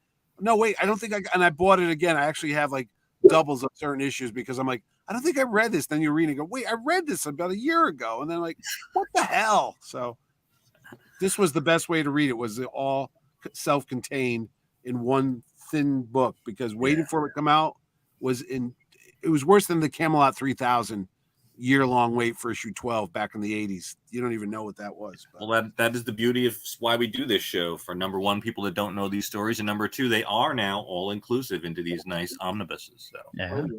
So Mitch, before we wrap it up, you know, being new to Captain America and reading and enjoying this, what's the storyline you would recommend a new reader to move to for Captain America? Well, it's funny you should say that, Leo, because I just happen to have this brand new Captain America book. This is not a plug. I just actually got this last week when I was at the Barnes & Noble and the guy was stalking me. but it is a nice little showcase of some classic Captain America. Even when I'm talking classic, I'm talking World War II first issue Captain America stuff. And then we go into some Tales of Suspense, and then we go into the Steranko era, and we go into some of the Jack Kirby, and it ends right in the beginning of the 70s, like right there. And this, my friends, was on Amazon for about $25. So that's not a bad deal for this. No, it's not bad at all. But yeah, so if you want to give somebody a present and they just want to get in the cap, this is like the history of Captain America. This is a good, groundbreaking 101. This is definitely up there. And then, of course, we've got the other cap books that are behind me, because I've got like every omnibus you can imagine for Captain America. I say definitely read the Winter Soldier stuff. That was great. The Captain America, the Death of Captain America. The Secret Empire, the original one by Steve Englehart, is the better one. I didn't really care for the Nick Spencer one. And and then those you can get the Epic Collections. Go grab the Mike Zeck, J.M. DeMatteis run from the 80s when he meets Deathlock and Vermin and all that. That was a great Captain America run. So there's about 4 or 5 Captain America collections I recommend for the budding Cap fan in your life. Definitely get the Tim Sale, Jeff Loeb White book. You'll be glad you did. Very cool. Nice. Well, we'll wrap things up. I want to thank everybody for watching this fine evening. For me, just Google Leo Pond. You find a bunch of stuff. Could be true, could be not. But I run a little thing called the Dorkening Podcast Network. We got about 40 shows on the network. There's a ton of awesome people doing a ton of awesome stuff. So head on over to thedorkening.com. You can catch all the latest episodes there. Matter of fact, we just dropped 2 new shows, The Dork Night and Comics Paradox. New episodes drop every Sunday at 8 a.m. And so, Mitch, where do you like people interacting with you on social media? On social media, it's fine. In real life, keep away from me. I'm like a cobra or a rattlesnake. You could find me on podcast called the Power Cosmic Podcast, where me and legendary artist writer Jerry Ordway eat pizza and talk about movies and TV. That's like every 2 weeks. We've got like 200 something episodes. I'm on a show called the Mitch and Ed's Excellent Adventure with my friend Ed from Australia. We review old TV shows and movies from the 80s. And then you could also listen to me on the IndieCast if you're on to Indiana Jones stuff. I've been on that for 15 years now.